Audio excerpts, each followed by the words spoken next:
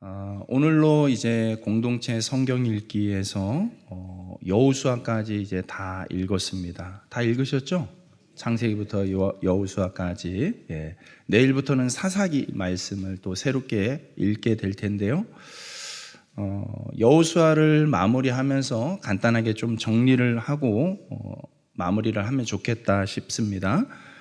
왜냐하면 여호수아까지는 아직 그 가나안 땅 본토 안에 들어가서 지내는 이야기가 아닙니다. 물론 들어가서 이제 정복 전쟁을 하고 하지만은 아직 거기서 이제 정착해서 산다 이런 스토리는 아닌 것이죠. 그렇기 때문에 이제 사사기부터 이제 그러한 내용들이 진행이 되기 때문에 한 번쯤 정리를 할 필요가 있을 것 같아요. 그래서 PPT를 한번 띄워주시면, 네, 이 지도 뭐 한 번씩 이렇게 보게 되는 지도인 것 같아요. 대략적으로 저 위에 바다가 대해라고 써 있는 바다가 지중해 바다가 되겠고, 애굽이라고 써 있는 곳이 오늘날의 이집트가 되겠고요. 그 옆에 이제 가운데 시내 반도가 이제 오늘날 사우디 이쪽에 해당이 되겠죠. 그러면서 이제 그 위쪽으로는 이제 가나안 땅이 오늘날의 이스라엘 땅 정도가 됩니다. 그래서 여러분들이 그런 상황들 이렇게 이해하시고, 화살표가 이제 이스라엘 백성들이 애굽에서 가나안 땅까지 오게 된 경로를 이렇게 그려놓은 것입니다. 그래서 대략 저런 식으로 이제 이렇게 광야 생활을 거쳤다라고 이해를 하시면 되겠습니다. 출발한 지점이 애굽의 이제 고센 땅에서 출발을 해서 아래쪽 시내산에 이제 한동안 머물다가 또 다시 북쪽으로 올라가서 가데스 바네아라는 곳에 가게 됩니다. 가데스 바네아면은 가나안의 아주 턱 밑까지 온 것이에요. 그렇지만 거기서 12명의 정탐꾼을 보내고 그들의 보고를 받으면서 이스라엘 백성들이 큰 혼란에 빠지게 되고, 결국에 하나님의 약속보다는 환경을 보면서 불안해하고 염려하면서 결국에 그 1세대들이 하나도 들어가지 못하게 되는 비극적인 사건이 일어난 곳이 이 가데스 바네아인 것이죠. 그리고 이제 그러다가 이제 모압 땅까지 가서 다시 위쪽에 우측에 보면은 작은 이렇게 염해 사해 바다라고 표시가 되어 있습니다. 아주 위에 상단에 보면은 이제 그 강을, 그 염해라는 곳 위로 물줄기가 하나 있는데 그게 요단강이에요. 그 요단강을 건너면 이제 가나안 땅에 들어가는 거고, 건너기 전의 상태가 이제 모압 평야가 되는 것입니다. 예. 자, 그래서 이 여호수아는 이제 가나안 땅에 들어가서 그 땅을 정복하고 그 땅에 이제 땅을 분배하는 12지파로 구성되어 있는 이스라엘 백성들에게 땅을 분배해 주는 내용입니다. 그래서 여호수아서 성경은 네 단어의 키워드가, 핵심 키워드가 있다라고 볼 수 있습니다. 그래서 요단강을 건넌다라는 아주 중요한 의미적인 사건이 있고, 또 땅을 취하는 거죠. 정복 전쟁을 해가지고 땅을 취하는 사건입니다. 그래서 여호수아서는 실은 상당 분량이 전쟁에 대한 이야기, 또 땅을 분배하는 이야기입니다. 그래서 세 번째 나누다라는 것은 땅을 정복한 땅을 이제 지파별로 나누었다라는 것이고요. 그리고 이제 전쟁은 거의 다, 큰 전쟁은 소멸되었으니까 그곳에서 어떤 자세로 살아가리라라는 어떤 결단, 각오한다라는 뜻에서 섬기다라는 것을 이제 볼 수가 있습니다. 자, 그래서 아까 세워놨던 지도를 옆으로 눕힌 거라고 생각을 하시면 됩니다. 눕혀서 보시면은 염해라는 아까 바다 위로에서 이제 요단강 물줄기가 흐른다고 했어요. 그래서 그 강을 건너기 전에 저 지도상으로 보면은 위쪽이 해당되겠네요. 위쪽이 이제 모압 평지가 되는 것이죠. 거기에서 요단강을 건너서 오게 되는 것이죠. 그렇게 와서 마주하게 되는 현실이 이제 바로 여리고 성을 정복하게 되는 것입니다. 여리고 성을 정복하고 또 아이성을 정복하고 세겜이라는 곳까지 가서 그리심산, 에발산이라는 마주보는 산이 있습니다. 거기서 약속된 대로 하나님의 말씀을 선포해요. 그 말씀의 내용은 이제 축복과 저주에 대한 내용들을 선포하면서 하나님 앞에서 결단한다라는 그런 내용을 가지고 있습니다. 그래서 저 여러분에게 잠깐 여행을 한번 시켜드린다면 요단강이 이렇게 생겼습니다.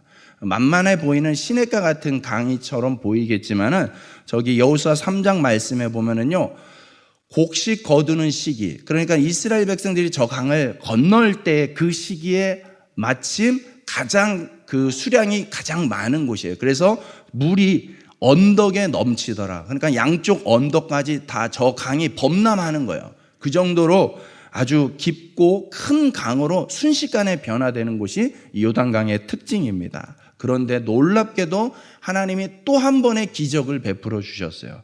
그러니까 출애굽의 1세대가 홍해 바다를 건널 때에 바다가 갈라지고 마른 땅을 건넜다고 했잖아요. 그것에 또 한 번의 이제 재현인 것이죠. 왜냐하면 지금 이 강을 건너는 사람들은 출애굽 2세대에 해당이 되기 때문에 그들에게 한 번 더 하나님의 어떤 능력을 경험시켜주는 사건이 이 요단강을 건널 때 일어났던 사건입니다. 네. 그리고 이제 고고학자들에 의해서 여리고성이 발굴이 되었죠. 그래서 여리고성은 저런 광야 같은 곳이에요. 보면은 저 지도의 위쪽에 보면 요단강이 위치가 저쪽이 보이죠. 그래서 저쪽에서부터 건너왔다는 뜻이에요. 그래서 큰 여리고성을 정복한 것이죠. 그리고 이쪽 가까이 아래쪽처럼 보이는 이 가까운 쪽이 이제 산지가 되는 거예요. 산악 올라가는 곳이 됩니다. 그래서 보면은 산처럼 보이는 저 꼭대기가 예루살렘이 있는 곳이에요. 그러니까 예루살렘은 해발 700m, 800m의 아주 높은 곳이에요. 그러니까 우리나라 지형으로 치자면 대관령, 평창 이쪽이 지형상으로 굉장히 비슷합니다. 강릉 도시에서 대관령까지 올라갈 때 여러분 차 타고 운전해서 올라가 보시면 어때요? 계속 오르막길이잖아요. 그죠? 그거를 이제 사람이 걸어서 올라가는 거예요. 광야 같은 저곳을 이제 걸어서 올라가는 그런 지형적인 특징이 있습니다. 그리고 아까 잠깐 말씀했듯이 이제 건너와서 여리고성, 아이성을 정복하고 정복 전쟁이 중부 지역 또 남부 지역이 이제 예루살렘을 비롯한 지역, 헤브론 같은 곳에 해당이 됩니다. 정복을 했고, 그리고 다시 또 북쪽으로 올라가서 하소랑 야빈을 비롯한 북쪽 지역을 다 점령하게 되는 것이죠. 이런 전쟁이 있었습니다. 그리고 이제 12지파를 나누었어요. 그래서 이제 여러분들이 성경적 배경으로 볼 때, 특별히 사사기를 읽을 때에 보면 이게 지파별로 순서가 돌아가는 것을 보게 됩니다. 그래서 각 지파별로 이제 사사들이 등장했던 사건들을 이야기하고 있는 거예요. 그래서 사사기는 시간 순으로 배열된 것은 아닙니다. 예, 그것을 또 이해하시고, 저렇게 하나의 가나안 땅으로 얘기할 수 있지만 그 안에 이렇게 지파별로 땅이 분배가 되어질 수 있구나라는 것을 이해하시면 됩니다. 그리고 이제 오늘 우리가 보게 되는 저 가나안 땅에 도피성이라는 그 제도를 두고 6개의 성읍을 만들어 놓게 됩니다. 그래서 도피성이 위치한 곳이 저렇게 골고루 가나안 땅 전역에 분포가 되어 있다라는 것을 이미지로 여러분들이 이제 각인하시면 되겠습니다. 자, 이제 화면을 닫으시고, 자, 여호수아는 가나안 땅을 정복한 이야기죠. 근데 그것을 이제 실제 있었던 역사적 사건이지만 가나안 땅을 정복했다고 해서 그것이 그냥 공간적으로만 들어가서 살면 되지 이게 아니에요. 그게 전부가 아니에요. 그것은 어떤 하나의 상징적인 어떤 사건이고 행위에 해당이 됩니다. 그게 전부가 아니라 실질적으로는 가나안 땅에 들어가서 산다라는 것이 가지고 있는 영적인 진짜 의미는 뭐냐면 가나안 땅은 하나님 나라를 상징하는 거예요. 그래서 하나님의 백성들, 하나님의 택함 받은 백성들이 그 땅에 들어가서 하나님의 통치를 받는 거, 하나님의 다스림을 받는 게 진정한 가나안, 진정한 천국에 대한 모습이 되는 것입니다. 그래서 하나님이 다스리는 나라로서 이들에게 첫 번째 강조된 게 아까 세겜이라는 곳, 그리심산과 에발산이 마주보고 있다라고 제가 설명을 드렸죠. 그 장면이에요. 거기에서 지파별로 진영을 나누게끔 한 다음에 이 여호수아가 하나님의 말씀을 읽습니다. 읽으면은 그들이요 다 아멘 아멘 하면서 그 말씀에 화답을 하는 일종의 세레모니를 하게 되어 있습니다. 그래서 그것에 가지고 있는 그런 행위가 가지고 있는 의미가 뭐냐면 하나님 말씀에 순종하면 복을 받는 것이 되고 하나님 말씀에 불순종하면 저주를 받는다라는 것에 대해서 일종의 언약적 행위예요. 하나님이 그렇게 약속하셨고 선포하셨고 그 말씀을 그대로 저희는 믿겠습니다. 그래서 결론은 뭐예요? 하나님 말씀에 순종하겠다는 거예요. 하나님 말씀에 순종해서 하나님이 주시는 복을 누리겠다. 이것이 이 백성들의 하나님의 백성들의 각오인 것이에요. 하나님 나라를 향해서 살아가는 자들의 모습이에요. 그렇기 때문에 하나님의 다스림은 하나님의 말씀에 순종한다라는 의미를 가지고 있죠. 여러분 말씀에 순종하기 위해서 일단 무엇을 알아야 되겠습니까? 하나님의 말씀을 알아야 되는 거예요. 예. 하나님 말씀을 알아야지 순종할 수 있고 순종하면 하나님이 어떻게 하겠다고 약속했다고요? 복을 주시겠다고요. 복을 주시겠다. 너무나 명확한 공식이에요. 영적인 공식이에요. 이거는 이 약속은 저 시대만 해당되는 게 아니라 오늘날 우리에게까지 변함없이 해당되는 하나님의 약속이에요. 그렇기 때문에 여러분 복 받는 거 좋아하시죠? 복을 싫어하시는 분도 계시나요? 여러분 정말 그 복을 여러분 받기 원하시면 하나님 앞에서 그러한 자세로 살아가시기 바랍니다. 부지런히 먼저 말씀을 배워야 되는 것이죠. 말씀을 배우는 이유는 지식 자랑하려고 배우는 게 아니에요. 저런 내용들 앞에서 이제 배경적으로 제가 설명드린 거 그런 건 하나도 몰라도 돼요. 중요한 거는 뭡니까? 그 안에 담겨져 있는 하나님의 의도, 그것을 깨닫는 것이죠. 그리고 지식으로 머무는 것이 아니라 그것이 우리의 삶이 되도록 순종하도록 하는 것이 그게 말씀을 배우는 이유, 말씀에 순종하는 목적이 되는 것이죠. 여러분 하나님의 나라는 철저하게 하나님의 말씀이 강조되고 있다는 사실을 저와 여러분들이 꼭 기억하고 그 복받는 길로 살아낼 수 있기를 주님의 이름으로 축복합니다. 그리고 또 하나 하나님이 강조하신 제도가 바로 오늘 우리가 읽고 있는 이 본문에 나와 있는 도피성이라는 제도예요. 여러분 도피성 제도를 무려 3번이나 언급하고 있어요. 민수기 35장, 신명기 19장, 그리고 오늘 여호수아 20장에서 이 도피성 제도를 말씀하고 있습니다. 여러분 도피성이 뭡니까?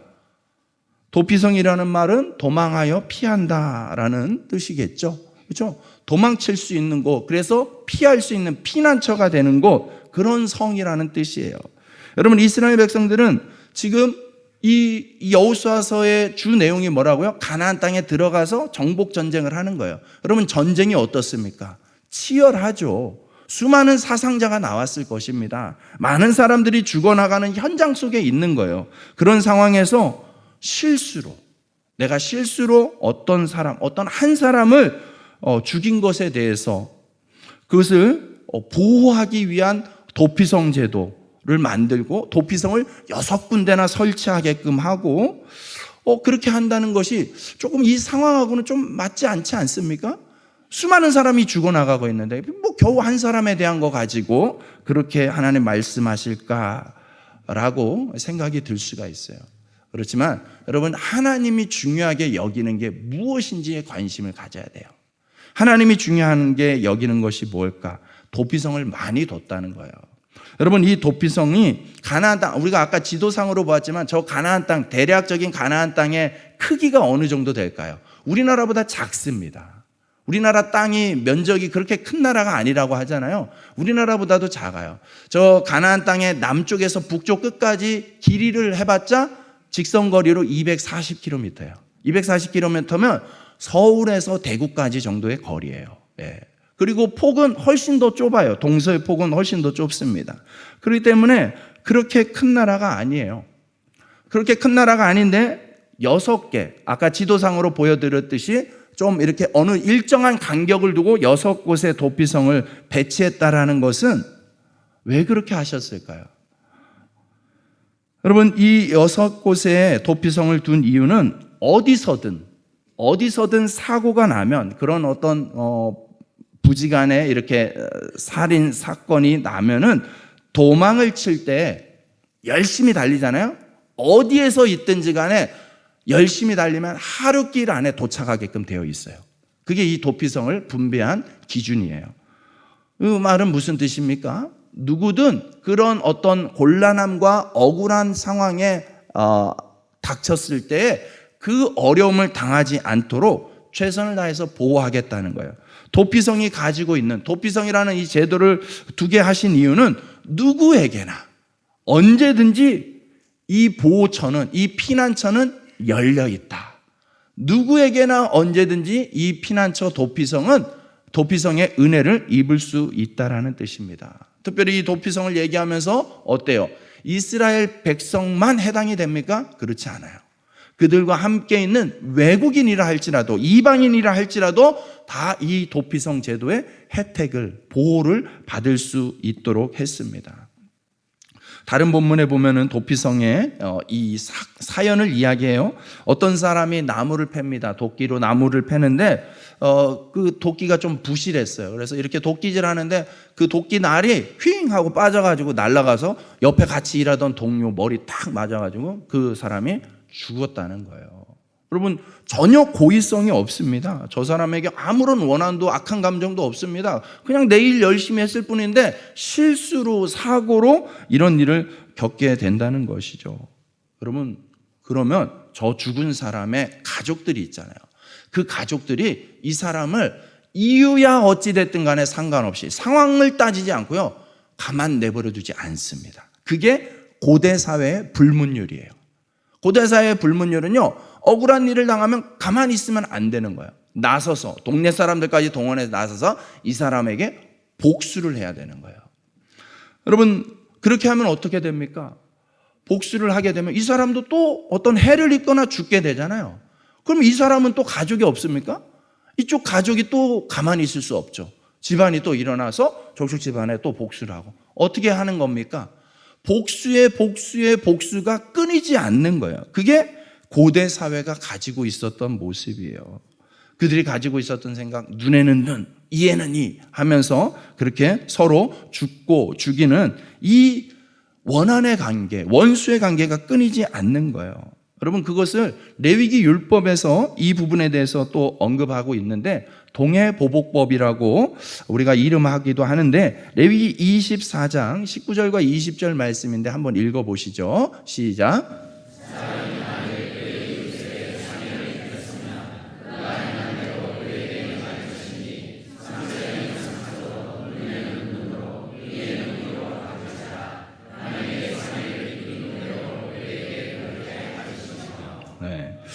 하나님 말씀에도 그렇게 하라고 되어 있네요. 여러분, 이것을 문맥을 잘 이해하셔야 됩니다. 여러분, 이 고대 사회는 법이, 성문화된 법이 이렇게 있지 않았기 때문에요, 그냥 그런 관계예요. 그러니까는 한 사람 죽게 되면은요, 막 이쪽에서 벌떼같이 일어나서 이쪽 사람 10명을 죽이고 막 이렇게 하는 거예요.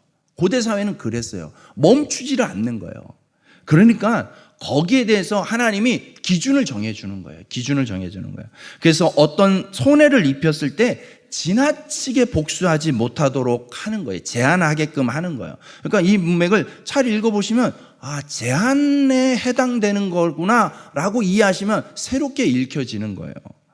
여러분, 원래 보상의 원리에 해당됩니다. 남에게 손해 입힌 만큼 갚아줘서 상대방이 너무 많이 손해보지 않게끔 하라는 의도가 담겨져 있는 거예요. 그런데 이 법이 타락한 사람들에 의해서 사사로운 복수로 사용이 되었던 것이죠. 자기의 복수를 합리화시키는 대로 변질시켜 버리고 만 것이죠. 그래서 실수고 이해고 용서고 이런 거 없다는 거예요. 그냥 내가 손해 입은 거, 내가 화가 난 거, 내가 억울한 거, 내 원한만 갚으면 그만이라는 식으로 행하니까 끊이지가 않았던 것이죠. 하나님은 이런 복수의 악순환이 반복되는 것이 멈춰지기를 원하셨던 거예요. 하나님이 세우신 도피성은 이스라엘 사람이든 이방인이든 누구든지 부지 중에 실수로 사람을 죽이게 되면 이곳으로 피해서 그 목숨을 부지할 수 있도록 하는 안전장치로 두셨다는 거예요. 피해자 가족들이 원수를 갚겠다고 쫓아와도 도피성 안으로는 못 들어오게 되어 있습니다. 도피성에 있는 동안 재판을 받을 수가 있고, 정말 이 사람이 실수를 한 것인지가 확인되면은 이 사람이 풀려날 수가 있는 것이죠. 고의적인 살인은 보호하지 않습니다. 그것은 마땅히 처벌을 받게끔 되어 있습니다. 하지만 실수로 되어진 것에 대해서는 이렇게 보호를 해주는 것이죠. 하나님은 복수를 하지 말라고 실수로 사람을 죽인 그 사람을 어떻게든 보호해 주라고 그 영혼을 지켜주라고 하는 것입니다. 왜 그렇게 하셨을까요? 그것은 이스라엘 백성들이 하나님에게 그런 은혜를 입은 백성이기 때문에 그렇습니다. 여러분, 이 도피성이라는 제도를 가지고 이스라엘 백성들의 정체성을 잊지 않도록 하는 그런 영적인 원리가 담겨져 있는 거예요. 하나님께서 이스라엘 백성들을 끊임없이 사랑해 주셨어요. 그리고 그들의 죄를 다 용서해 주셨습니다. 은혜로 그들을 받아주셨죠. 자녀로까지 삼아주셨죠. 그들을 살려주신 하나님이십니다. 그러므로 그런 은혜를 입은 너희들의 형편, 너희들의 처지를 잊지 말라는 거예요. 너희도 용서받지 않았냐? 그래서 구원받은 거 아니냐? 그래서 하나님의 백성이 된 것이 아니냐? 그거 기억하라는 거예요. 그러니 그런 은혜를 입었으니, 그런 용서와 그런 사랑을 받았으니 너희도 누군가에게 그렇게 살아야 되지 않겠냐라는 것이 도피성을 통해서 백성들에게 주시는 말씀이죠. 여러분, 하나님은요, 죄를 그냥 눈 감아주는 분은 아니에요. 죄를 너무너무 싫어하시는 분이세요. 하나님은 절대로 죄를 그냥 눈 감아주지 않습니다. 용납하지 않으십니다. 죄는 반드시 그 무서운 대가를 치르게 되어 있습니다. 그런데 또 한 가지 우리가 분명히 알아야 되는 것은, 하나님은 죄를 그렇게 싫어하지만 죄인에 대해서는 끊임없이 용서하시고 살려주시려고 하시는 분이 하나님이시라는 것입니다. 죄인을 용서하고 어떻게든 그에게 기회를 주고 다시 일어설 수 있도록, 다시 회복할 수 있도록 살려주시려고 애쓰시는 분이 하나님이시라는 거예요. 여러분, 이스라엘 백성은 끊임없이 하나님께 범죄하고 하나님을 이용만 해먹으려고 하죠. 그럼에도 불구하고 하나님께서 백성들을 소멸시키지 않았다는 게 분명한 그 증거예요. 오래 참으셨죠. 아까 그 광야의 지도를 보시면 여러분, 얼마나 하나님이 오래 참는지 몰라요. 그 지역마다 이스라엘 백성들의 하나님을 향한 태도, 반응을 생각하면 벌써 저들은 그냥 씨가 말랐어야 될 정도로 아주 배은망덕한 그런 모습을 가지고 있었음에도 불구하고 참으시잖아요. 기다리시고 용서하시고 어떻게든 멱살 잡아 끌고 막 억지로 끌어다 앉혀놓듯이 가나안 땅까지 이끌어 주시잖아요. 하나님의 긍휼, 하나님의 사랑인 것이죠. 그렇게 너희가 이곳까지 왔으니 이제는 이 가나안 땅에서 하나님의 백성답게 좀 살아라. 하나님께 받은 은혜를 기억하면서 살아라.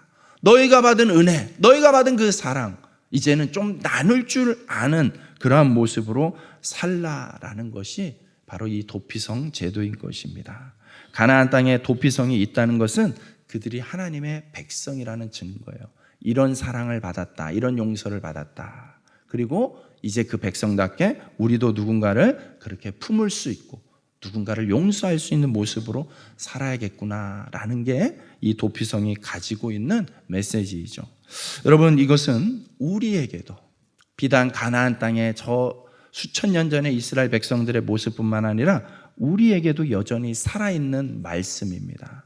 이 도피성은 예수 그리스도의 십자가의 은혜를 상징해 주는 것이죠. 예수님께서 우리의 대제사장이 되어 주셨죠.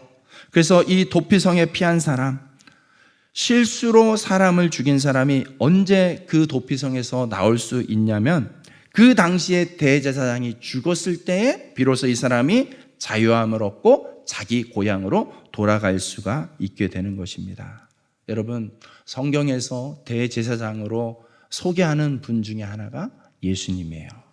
예수님께서 구약에 많은 대제사장들이 있었지만 하나같이 다 그냥 예표일 뿐이에요.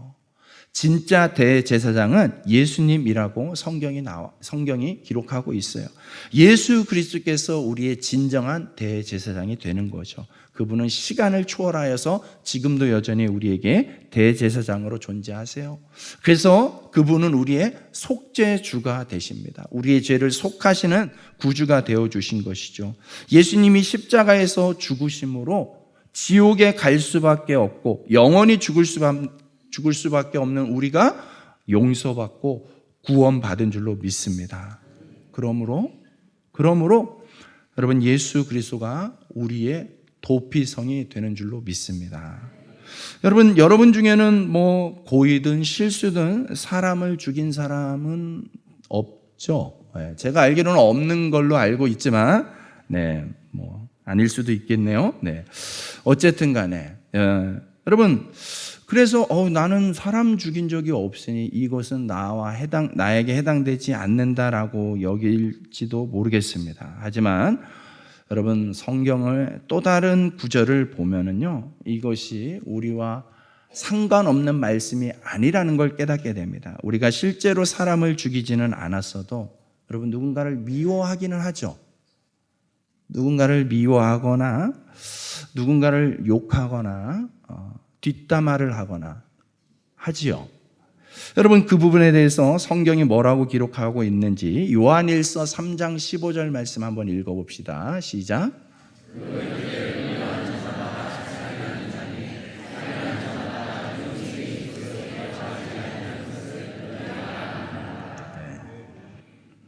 무시무시한 표현이 있습니다. 형제를 미워하는 자마다 살인하는 자니. 여러분, 살다 보면 수없이 우리에게 말도 안 되게 악하게 대하는 사람들, 도무지 용납하고 용서할 수 없는 그런 죄를 짓는 사람들을 보게 됩니다. 멀리 있는 게 아니라 가족과 친척 중에도 그런 사람들이 있습니다. 심지어 같은 교인들끼리도 그런 관계가 되기도 합니다. 저 사람 꼴 보기 싫어, 이렇게 교인들을 대할 때도 있죠. 그럴 때 우리 속에 일어나는 감정은 분명히 미움이라는 감정일 거예요. 여러분, 그때 정말 조심하셔야 됩니다. 오늘 이 말씀을 읽어보니까 그 사람을 미워하는 것이 그 사람을 죽이는 것과 같다라고 기록하고 있습니다. 그러니 여러분, 미움의 감정을 어찌 보면은 자연스럽게 일어나는 것이기 때문에 합리화시키고, 여러분, 그 미워하는 감정을 내 안에 키우고 살았는지도 모르겠어요. 하지만 오늘 이 말씀이 그런 자세, 그런 태도가 있었다면 오늘 부딪힘이 되기를 바랍니다. 부딪혀서 이제 더 이상 그것이 당연하게 받아들이고 끌려가는 게 아니라 불편해지기를 원합니다. 그래서 그것과 싸워낼 수 있기를, 그리고 이겨낼 수 있기를 축복합니다. 여러분, 마태복음 5장 22절 말씀 한 번 더 읽어봅시다. 시작.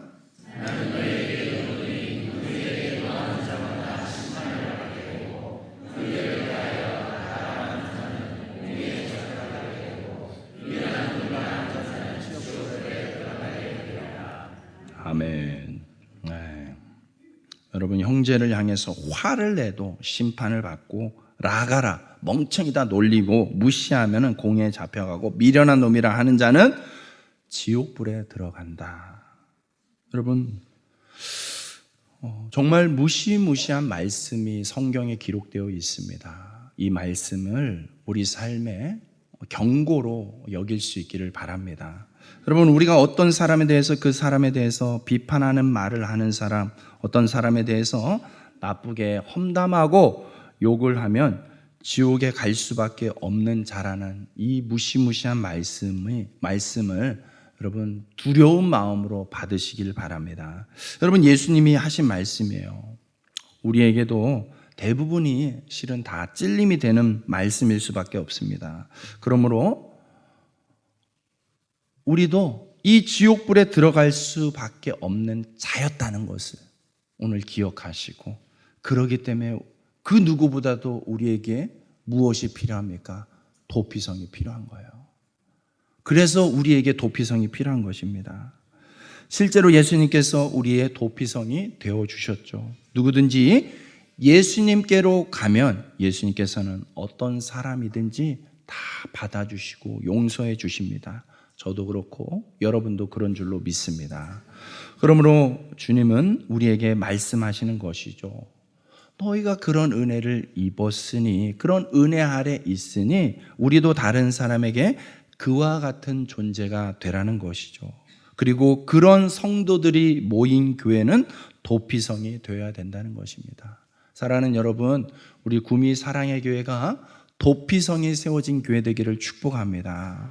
여러분 어떤 교회를 꿈꾸세요? 우리 구미사랑의 교회가 어떻게 되어지기를 원하세요? 지금 이대로 모든 것이 다 좋습니까? 그러면 너무 할렐루야겠죠. 그러나 분명히 우리 안에는 부족함이 있고 좀 더 나아지고 좀 더 변화되고 싶은 모습을 꿈꾸기 마련이죠. 여러분 어떤 걸 꿈꾸십니까? 한 20층짜리 건물을 꿈꾸세요? 네. 그런 외적인 것도 중요하겠지만 여러분 우리 구미사랑의 교회는 도피성 같은 교회가 되어야 될 줄로 믿습니다. 어떤 흠이 있더라도 어떤 실수가 있더라도 어떤 연약함이 있더라도 품어질 수 있는 곳, 그곳이 진정한 교회여야 됩니다. 여러분 교회는 죽을 수밖에 없는 죄인을 살려서 구원하는 곳이 교회인 것입니다. 죽을 수밖에 없는 죄, 정말 멸망받을 죄인, 지옥 갈 수밖에 없는 죄인, 어느 정도 죄인이면 그런 죄인이라고 인정하시겠습니까? 그런데 교회는 바로 그런 사람이라도 구원해 내는 곳이 교회라고 말씀하고 있는 것이죠. 우리 안에 그런 생명력이 풍성하여지기를 축복합니다. 그래서 어떠한 모양, 어떤 사람이어도 품어낼 수 있고 함께 할 수 있는, 함께 웃어주고 함께 울어줄 수 있는 그런 생명력이 넘치는 교회 되기를 축복합니다. 여러분 누군가가 무슨 잘못을 했을 때 그 사람을 비판하고 미워하는 것은 사람이 가지고 있는 어떻게 보면 자연스러운 감정입니다. 다들 나름의 이유가 있잖아요. 까닭이 있으니까 우리가 그 사람 미워하고 비판하는 거잖아요. 아무런 잘못도 없는데 우리가 괜히 비판하거나 그러지 않을 겁니다. 그런데 여러분 이 말씀 기억해야 돼요. 내가 누군가를 비판하고 있다, 내가 누군가를 비난하고 정죄하고 있다, 여러분 그 말이 나를 심판하는 말이 된다라는 거예요. 그렇게 하는 말이 나를 심판하는 말이 된다는 거예요. 마태복음 7장 2절 말씀 한 번 더 읽어봅시다. 시작.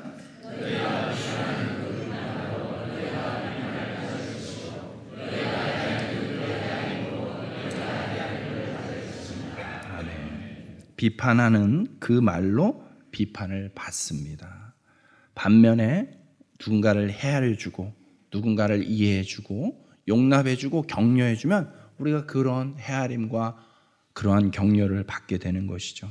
여러분 우리가 하나님 앞에 섰을 때 우리는 어쩌면 소스라치게 놀랄지도 모르겠습니다. 왜냐하면 그때 나를 심판하는 말이 내 평생에 내가 내뱉었던 그 말이 고스란히 나에게 들려질지도 모르기 때문에 그렇습니다.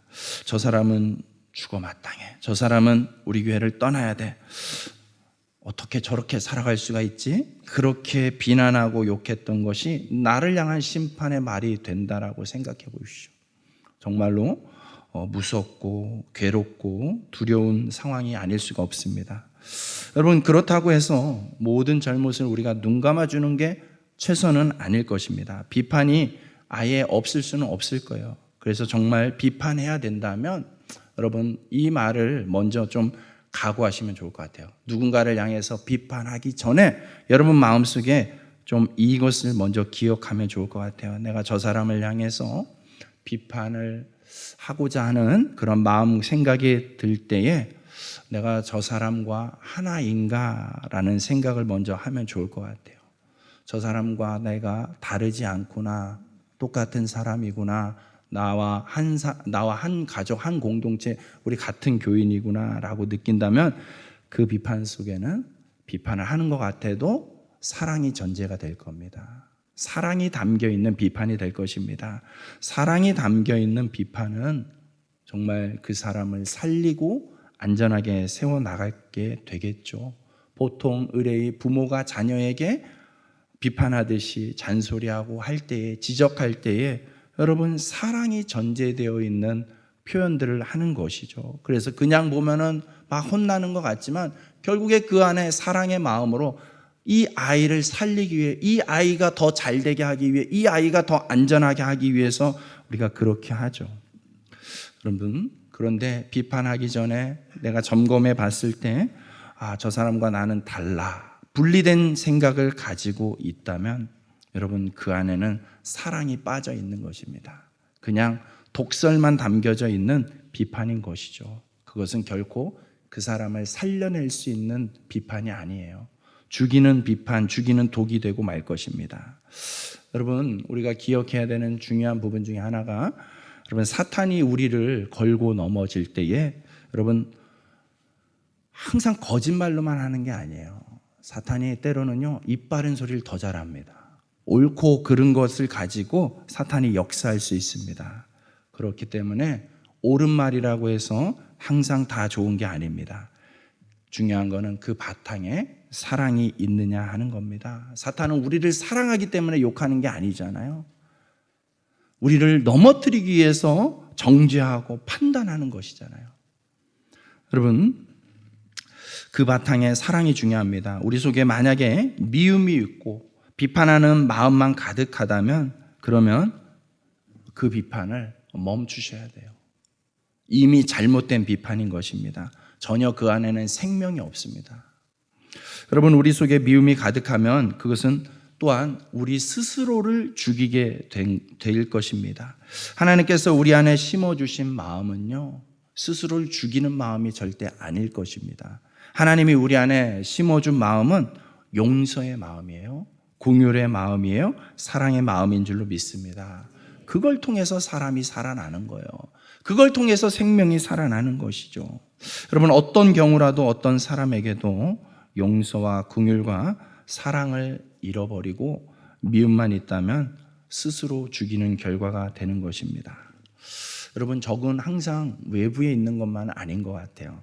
제가 군 생활할 때요, 강릉에 무장공비가 침투했던 적이 있습니다. 잠수함을 타고 와가지고 잠수함이 자초되는 바람에 이제 무장공비들이 이제 침투했어요. 그때 26명이나 엄청나게 많은 공비들이 침투했습니다. 그래서 많은 사상자가 났습니다. 한 명 빼고 무장공비는 다 죽었습니다. 예.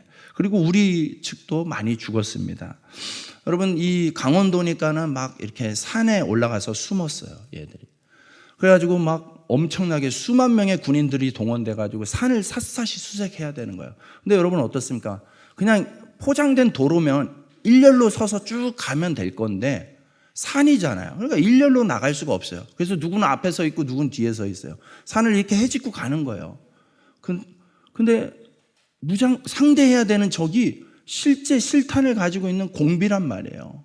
북한군이란 말이에요. 특수부대원들이란 말이에요. 그러니까 군인들이 얼마나 긴장을 합니까? 그래서 조금만 바스락 소리가 나도 일단 총을 쏴대는 거예요. 그러니까 일렬로 서 있는 게 아니니까 뒤에 있는 국군이 앞에 있는 우리 군을 향해서 총을 쏘는 이런 사고가 있었어요. 그래가지고 사상자 중에는 실제 우리 총에 맞아서 죽는 사상자도 있었다라는 것이 이제 조심스럽게 들리는 후문입니다. 그 사건을 들으면서 그런 생각을 했어요. 야, 적이 꼭 외부에 있는 것만 아니구나. 아군의 총에 죽을 수도 있구나. 우리 내부 안에서도 서로 총질하다가 죽일 수도 있겠구나라는 것이죠. 여러분, 적은 외부로부터만 오는 것이 아니에요. 내 안에서 그런 나를 죽이는 모습들이 있을 수 있다는 것이죠. 요한복음 13장 말씀을 한 번 더 읽어보도록 합시다. 34절, 35절 시작.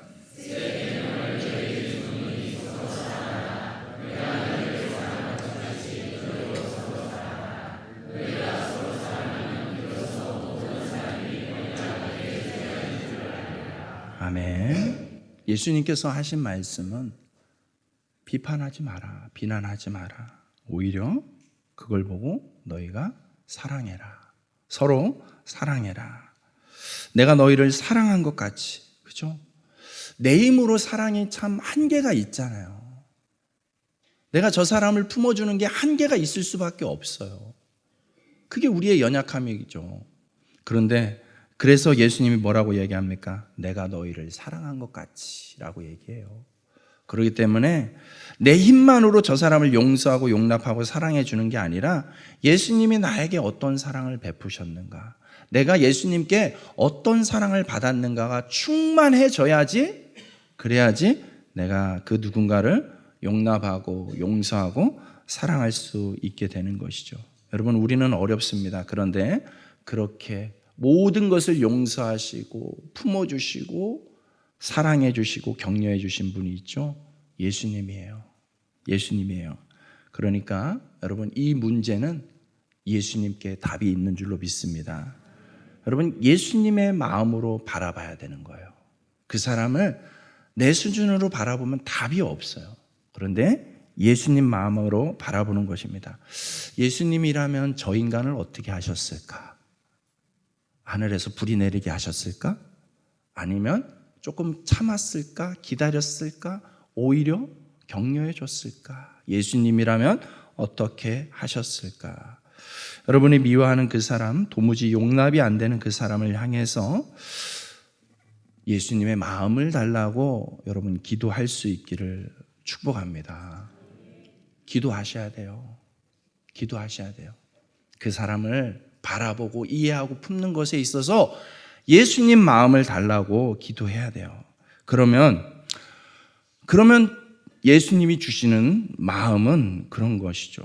예수님이 그 사람을 얼마나 사랑하시는지, 예수님이 그 사람을 얼마나 품고 계신지 그것을 깨닫게 되는 거예요. 그때 비로소 진정한 용서가, 진정한 사랑이 우리 안에도 임하게 되는 것이죠. 그것이 바로 그렇게 살아가는 것이, 또 그런 사람들이 모여있는 교회가 바로 진정한 도피성이 되는 줄로 믿습니다. 우리 안에 도피성을 세워갑시다. 세상 어디서도 용납받을 수 없는 사람, 어디서도 받아주지 않는 사람, 그런 사람이기 때문에 교회로 와야 되죠. 교회가 품어줘야 되죠. 우리 구미사랑의 교회가 그런 교회 되기를 주님의 이름으로 축복합니다.